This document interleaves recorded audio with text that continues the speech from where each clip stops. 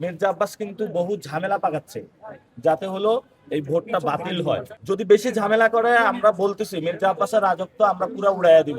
জিয়াউর রহমানও বানাইতে পারে নাই ভালো আরই, তো ওর জন্য লাঠি ছাড়া কোনো আসলে উপায় নাই। লাঠি দিয়ে বাড়াইয়া হলে এগুলার ভালো স্টুডেন্ট বানাইতে হবে। যারা আপনারা ভোট দিয়েছেন মাঠ কেউ ছাড়বেন না। ভোট গণনার রেজাল্ট যখন হবে তারপরে মাঠ ছাড়বেন। এটা শুধু আমাদের ভোট দেওয়া না দেওয়ার ব্যাপার না, এটা গণতান্ত্রিক একটি লড়াই।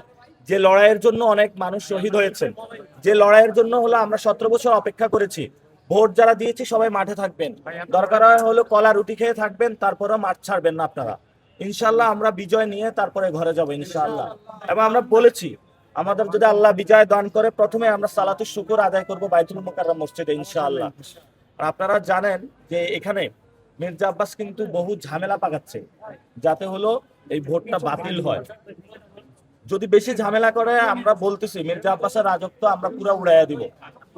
যথেষ্ট করতেছে এবং সেখানে আমার মাথার মধ্যে ঘুষি দেওয়া হয়েছে। প্রিজাইডিং অফিসার যিনি, উনি বিএনপির পক্ষে কাজ করছেন রেলওয়ে কলোনি হাই স্কুলের, বাংলাদেশ ব্যাংকের উপপরিদর্শক মোহাম্মদ রাসেল মিয়া। এবং যারা ভোট দিয়েছেন তারাও সেখানে ভোট দেওয়ার পরে ধানের পক্ষে কাজ করতেছেন, এজেন্ট যারা তারাও কাজ করতেছেন। এই হলো অবস্থা বাংলাদেশের এবং মির্জা আব্বাস ভাইয়ের গণতন্ত্র। যেটা হলো উনি শিখেছেন, এটা খালেদা জিয়ার ব্যাড লাক যে একটা ভালো স্টুডেন্ট পায় নাই। ওরে ডাকে গণতন্ত্রের দিকে, ও চলে সন্ত্রাসের দিকে। জিয়াউর রহমানও বানাইতে পারে নাই ভালো আরই, তো ওর জন্য লাঠি ছাড়া কোনো আসলে উপায় নাই। লাঠি দিয়ে বাড়াইয়া হলে এগুলার ভালো স্টুডেন্ট বানাইতে হবে। গণতন্ত্র বিএনপির একটা স্ট্যান্ডিং কমিটির সদস্য গণতন্ত্র বিরোধী কার্যক্রম করতেছে। আর আপনারা কি জানেন কিনা যে লাঙ্গল আর ধান এক হয়ে গেছে? অদ্ভুত একটা কাজকর্ম বাংলাদেশে করছে।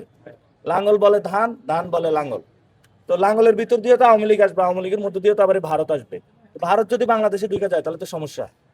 এই জন্য বিএনপির মার্কা হয়ে গেছে এখন ভারতীয় মার্কা। এটা খুবই দুঃখজনক। জিয়াউর রহমান যে মার্কাটা ন্যাশনালিস্ট বলে এটা আর দল নাই।